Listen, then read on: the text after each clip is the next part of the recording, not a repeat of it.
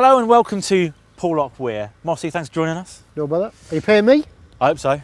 Depends how many people watch this, so don't know. So I'm going to be skint. I'm remaining skint by the sound of things. So the other Chris couldn't join us. This is a couple of naked bikes in England, not a couple of super bikes on track in Spain. So the tart stayed at home today. Hang on a minute, he's losing out a bit here. Sun's out, roads round here are great, scenic, couple of proper good bikes as well. Yeah, true. He's cheating himself. We have got a couple of bangers today. Now this middleweight naked sector has gone boom for 2020. We've got the new, relatively new Street Triple RS, and we have, I wouldn't say all new, but heavily revised over the 790, the KTM 890 Duke R. Now both cost around about 10 grand, that's 10.3, that's 10.4. And this morning we've done the Mendip TT already, and we're on the way to the Exmoor TT, and today we're gonna have a lot of fun. So it's gonna be a banger. Talk to me about this. What is new about it now? There's quite a lot. I mean, it's not just a bigger bore, okay, bigger stroke. The engine, yeah, you've got around about another 10 horsepower, another 10 newton meters of torque, all new suspension. Although it uses the same frame, there's lots of little differences over the 790R. What sort of geometry change? Yeah, I mean, the actual frame is the same, but lots of little bits to make it sharper, shall we say, and a little bit more super sporty, as you probably felt on the ride over here. Yeah. Right, shall we go and... we should. Without further ado, we should go and give these bikes a caning. Spanking. Mossy did at the weekend. I did actually.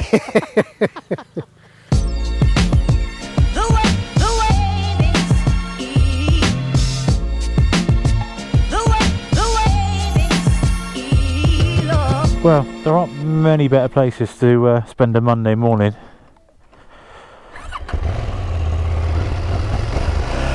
Let's have it. The sleepy seaside village of Porlock. Home to the Porlock Hill and some stunning views. With all the super bikes becoming more or less redundant on the roads these days, and I don't care who you are, you know, you really have to be Peter Hickman at the TT to enjoy a super bike. And of course there's going to be willy waving pub talk, and then he swore then. But you know, you really have to be a pro on a closed road to enjoy them, and these are the perfect substitutes. And I've had this for getting on 2 weeks now, and we've done probably about 400 miles on it, 400 steady braking miles, or running. I hate the phrase braking. So if you don't know, the Porlock to Lynmouth road is a bit of a biking favourite. It reminds me of the mountain section at the TT. It's stunning.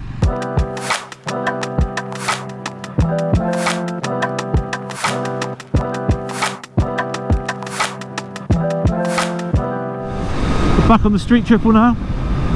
This feels so nice, so willing and easy and intuitive after jumping off of the KTM, that's for sure.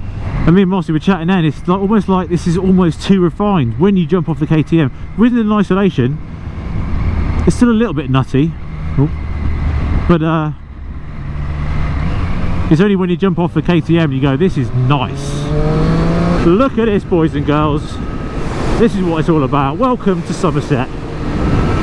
I wasn't born and bred in Somerset, but spent a lot of time here. Skirmish Lush, mate. Skirmish Lush. Might actually be in Devon. And the faster sort of open stuff, this is where the Triumph really comes into its own. You know, yes, it's become more of a street triple, less of a Daytona over the years, but it's a super sport bike at heart.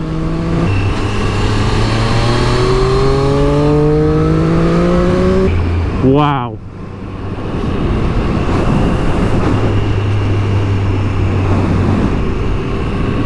We might as well be in the Caribbean. That was good, wasn't it? Bloody still is, mate. Proper. Might not be healthy, but God, it's tasty.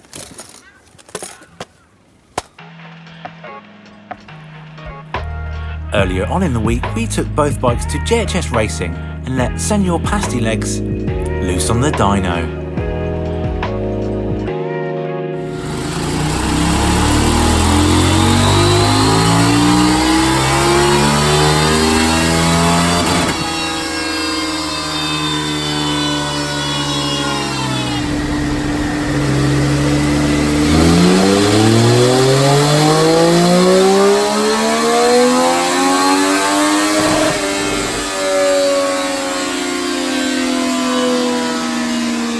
The red line is the Triumph and the blue line is the KTM. And although the Triumph romps it at top end above 10,000 RPM, the KTM bosses things in the mid-range with anything between 8 and 10 horsepower. It's certainly a barometer of excitement.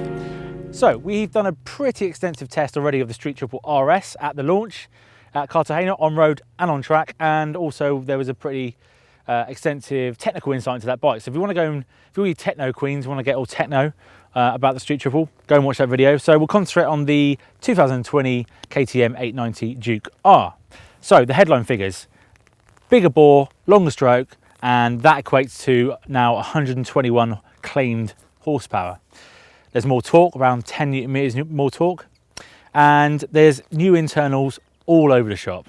In terms of electronics, there's now a 6-axis IMU, which controls like a drift function as well, which is pretty handy on this sporty little puppy. And the whole bike weighs 3.3 kilos lighter. Now, apart from the kind of engine, bigger engine size, one of the highlights for me, certainly one of the most interesting aspects, is the split throttle body. So they split the throttle bodies to control mapping for better low-speed techers. Now, apart from that, in the press gump, there wasn't a lot, so we had to do a bit of digging. Now, and I tell you what, as I mentioned already previously, there's far more than meets the eye in terms of the chassis. It uses the same chassis, the same paint, but it's painted orange, like with all R models. The subframe, the swing arm are the same, but another highlight is the WP Apex suspension, which is now fully adjustable. Now, those suspension units are longer, which obviously raises the ride height, and at the rear, the line of the swing arm is steeper to better align the drivetrain with the swing arm and obviously help with squat, which is pretty much a buzzword for 2020. There's a new steering stem, the foot peg hangers have been raised and swept back, the handlebars are flatter, the pegs have been raised and moved back, there's a longer wheelbase, 1482mm from 1475mm, and that's through the longer suspension, and obviously all that changes the rake and trail. The seat height is 9mm higher, I couldn't tell you, and also there's 20mm more ground clearance. Pretty handy. Ladies and gentlemen, welcome to the Valley of the Rocks. I've personally never been here before, I don't know why, but wow, what a place. Looks kind of American-y. Bloody hell, it's a bit keen, Nige. With superbikes going the way they are, they're 200 horsepower and they're becoming ever more redundant on the road. I think you agree. Arguably, yeah. Mind you, I don't know, when you're on them. Well, yeah, exactly. I mean, don't get me wrong, there's still a place for them, but jumping on these and enjoying the bikes and thrashing them properly rather than having to go, oh, I'm doing 120 mile an hour in second gear. You know, these bikes are becoming ever more important, and the evolution of the naked middleweight sector is really exciting to see. And of course, we got two of the best. Well, they are the best, I think, it's safe to say. You know, Mossy asked me earlier, what else have we got? We got the Z900. We got other sort of. Not the same, is it? Not the same. They're not the. You know, it's almost like comparing a Z1000 to a super naked, like a Chirono or a, you know, the Japanese just don't cut it. So what do you reckon, Mossy? Two bikes that achieve the same thing, you know, muchos entertainmentos. I think we need to say that. Do I say that again, or do we? No, just roll with that, mate. I like that, yeah. Super fun to ride, but just go about getting there in a very, very different fashion, don't they? The personality of the bikes is so different. Yeah. Which I did not expect. I thought they'd just be both Looney Tunes of a very similar nature. Not at all. Got one that's raw, another one that's a lot more refined. That is Rita Ora in Sussies. Oh. And that, should we pause for that? You got a thing for Rita Ora, haven't you? Oh man, how could you not? What a sexy woman. Yeah. And that's a bit more like sort of Darcy Bustle in a cocktail dress or something, you know? Yeah, okay. Yeah, I'll Still, roll with that. Yeah. You know, capable of causing a rise in proceedings, but in a much more refined fashion. I think, for me, I mean, we talked about this off camera, the Street Triple, the original Street Triple was so good, and Triumph stumbled upon that by accident, by literally taking off the fairings of a Daytona and going, hey! And, you know, a few little bits and bobs, slight tweaks, but that was raw, wasn't it? So much different to this. So much they different. bear no comparison, really, do they? It sort of, I don't know, the refinement on a bike like that just doesn't fit. It doesn't. It shouldn't be the case, should it? Look, I think they've got a target rider, haven't they? You know, a guy who just doesn't want the sort of rawness and immediacy, perhaps, of this. Like I say, they both achieve their objectives, but it's the personality that so marks them apart so much. And talking of personality, I think that is, it's so focused. That is the most focused middleweight naked you can get. The rest are either flawed or sacrifice. But it's almost like it's like a teenager that struggles to identify what it is. It's what sort of teenager would this be? I mean, that would be. That'd go to all the clubs and just do shots all the time, wouldn't Poppers, it? snorting lines off hookers, everything. Yeah. He's more of a Nigel, isn't he? Who goes to some. Does he go and have does he go and have sherries at the golf club and stuff for a night out? Is that what he thinks is a big deal? Some sweet sherries at the golf club. Oh God, he's more of a Nigel. I seem to have pressed a button. It's a Nigel bike, though, isn't it? It's not. No, this is the thing. I think because we're comparing it, ridden in isolation, that thing is so good. Yeah. And in terms of A to B performance, that will whoop the massively KTM. Relevant point. If this bike wasn't here, we would not be. No. Look, I'm not dissing it. I'm just trying to put it in context compared to that. Exactly. And brilliant motorbike. The performance is incredible. I mean, yes, like you said, it feels a bit lazy at the bottom end, and it lacks the. You need to work it. Yeah, you need to work the Triumph a bit more, don't you? There's loads of power, there's loads of performance, but you've got to be ready to spin it up a bit more to get that sort of real meat. That KTM, you get on it, and it just charges from the word go, doesn't it? And it just thrills from second one. Yeah, definitely. That is a really inspirational, just thrilling and super rewarding bike from the very first second you pull the throttle. Regardless of what mode you're in, regardless of what you do, that is a proper Looney Tune from the day dot. I think. Go on. Be a bit careful with it though, because it's not only crackers. It does lots of other things as well. I mean, I think it's quite a bit better than the 790. Massively. I'll tell you what I didn't like about the 790. It had an edgy feel on it and to it. This feels much more rideable. There's much better feedback and feel and communication. That's a bit poncy, but you know what I mean.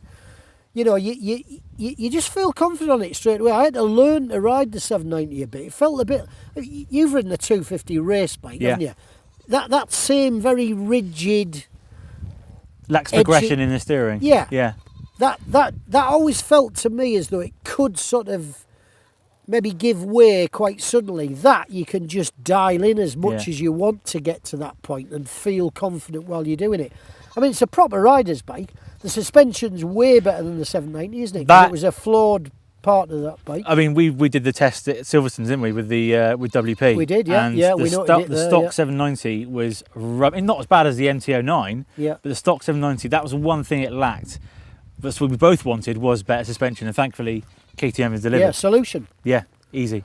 But I will say there's far more than meets the press pack and the stats that have gone into this bike. This isn't just a slightly better 790. I think you agree?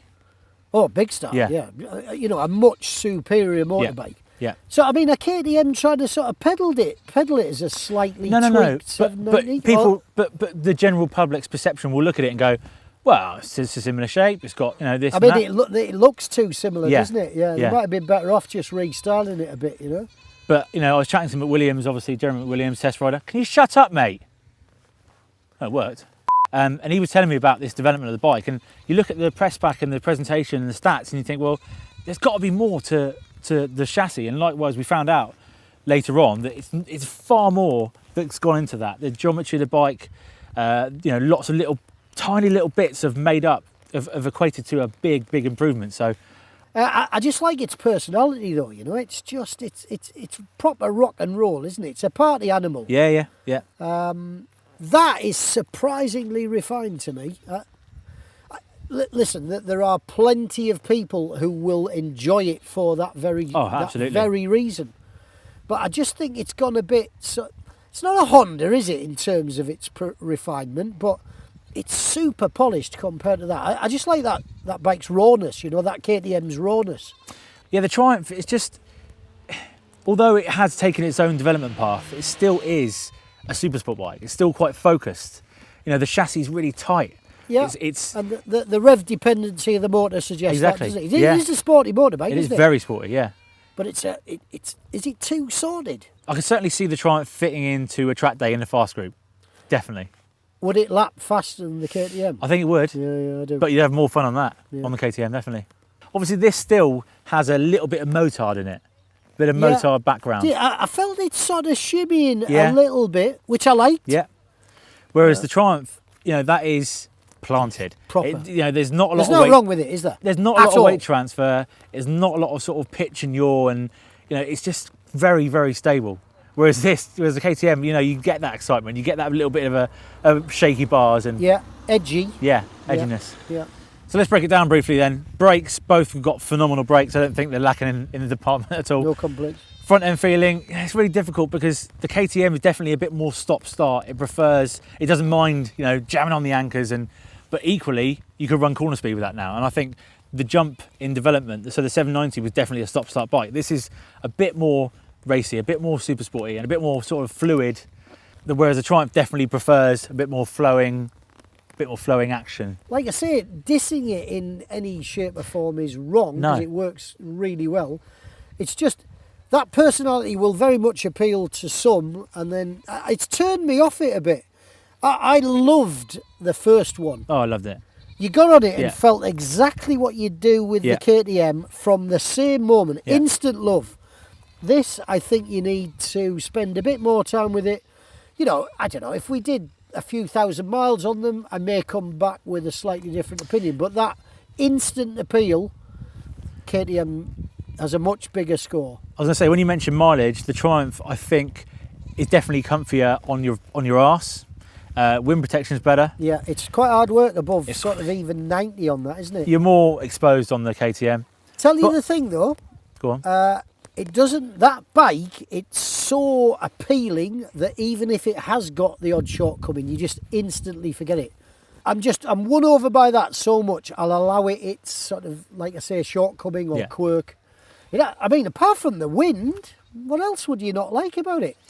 It's difficult to say. The whole bike has been, I think the gearbox it feels nicer. The electronics, it's a big improvement. The chassis is a big improvement. People say, oh, where's the power? You've got bigger bore, longer stroke. Where's the power? Everywhere. It's everywhere. Everywhere. It's just there's a bar with the graph, and they've just gone, raise it another 10%. There's always something, isn't there? Yeah. We've ridden a lot of, for me at least, unknown routes. Yeah. And they've been a bit sketchy occasionally as well, with a bit of gravel on the floor. Yeah. But this helped me feel okay about them, and it just offers a helping hand, doesn't it? That motor, because as soon as you touch the throttle, it bails you out and you go forward.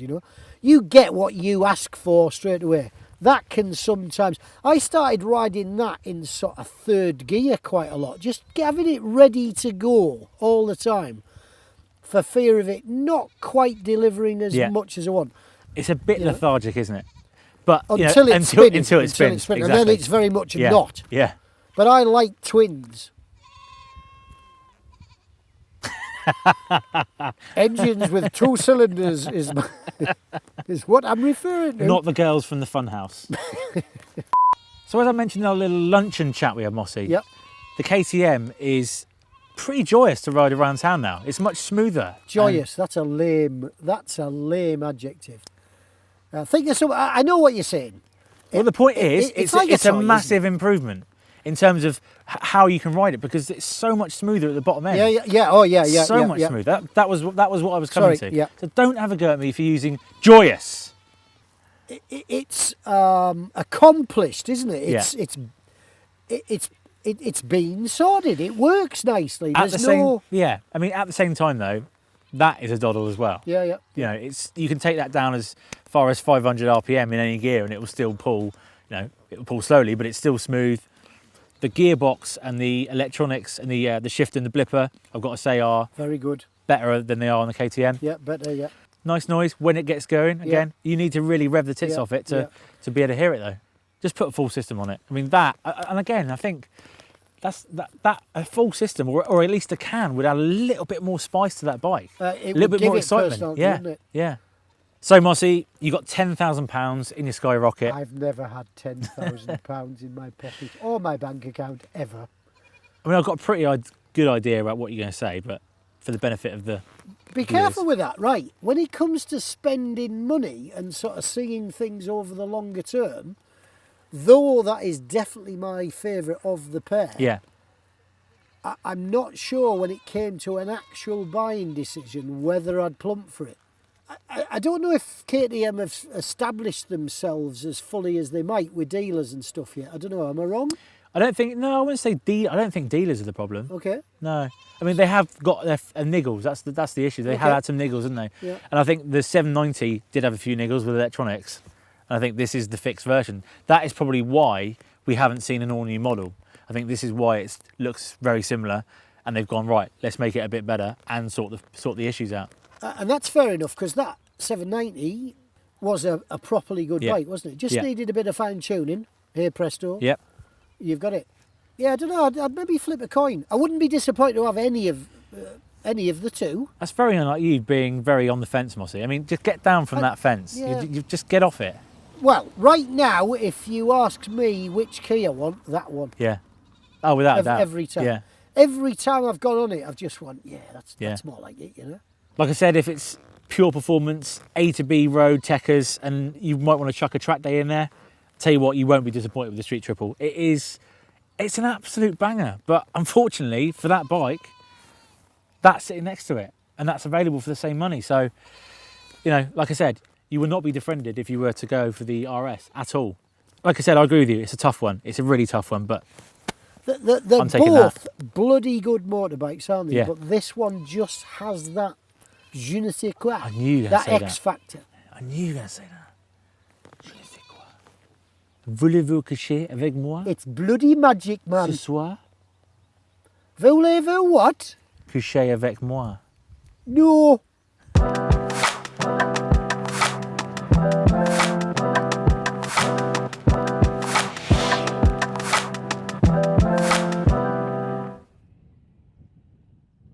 I'll tell you what, the Street Trip ain't as nimble as the KTM. That's for sure. I mean, I love the noise. I actually like the looks. I gotta say though, Triumph, please make some sexier paint. Give it a bit more in the paint department, because the colours just don't do the bike justice. I like the lines. I think a lot of people will agree with that, but yeah, the kind of bland paint jobs don't really don't do it justice. I mean, yes, of course, most of you will feel the increase in torque, the increase in power.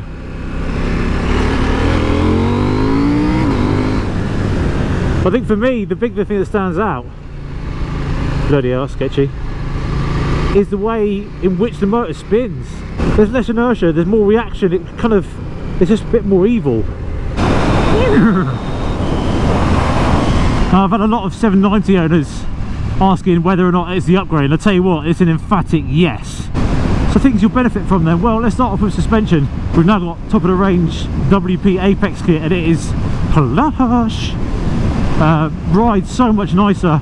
You used to squat and bounce and kind of shimmy, where as soon as the bumps came into play, this is a completely different story. Way more executive, way more premium, way more M&S. This damp. Secondly, it's smoother. I mean, don't get me wrong, it's still a KTM, it's still kind of agricultural, especially when you jump off the Triumph. But the bottom end is smoother, the electronics and the mechanical side of the gearbox is nicer. Thirdly, I wouldn't say it's not a super sports naked. There's still elements of motard in it, but this is way more sporty.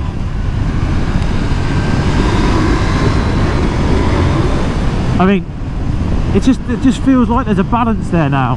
I'm not, however, going to say that I feel the 3 kilogram diet, because I can't. I think, you know, it just handles better in every way. So yes, that's more palpable, but 3 kilograms, nah. But then you get little things like this, immobiliser failure. What does that mean? Back in the game. Oh no. And I've always said with these two bikes, ridden in isolation, I think it was on the launches actually of each of these bikes, so that they are the perfect blend, the perfect balance of power and usability, and it's about perfect amount of power. You're not fighting it, it's not bucking, it's not weaving, it's not trying to kill you, it's not trying to wheelie. I mean, some people might like that kind of sadistic ball baggery, but in terms of trying to be objective, they have the perfect balance. And you know, I'll take it another step. The 790 was always perfect.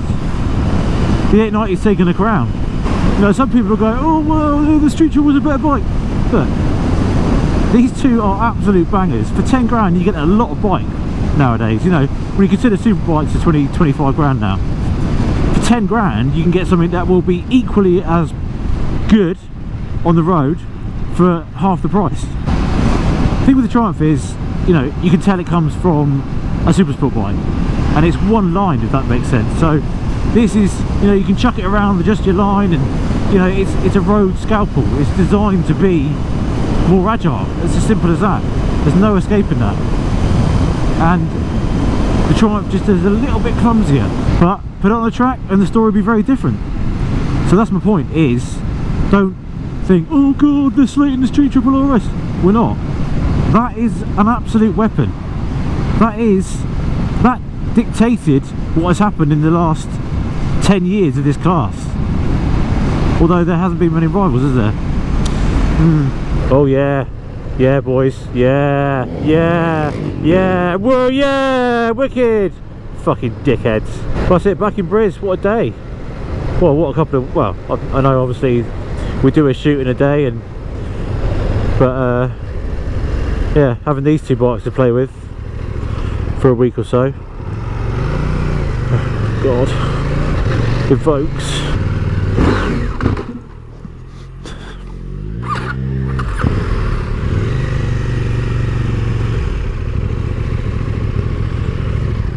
Don't do burnouts when you've got ABS on.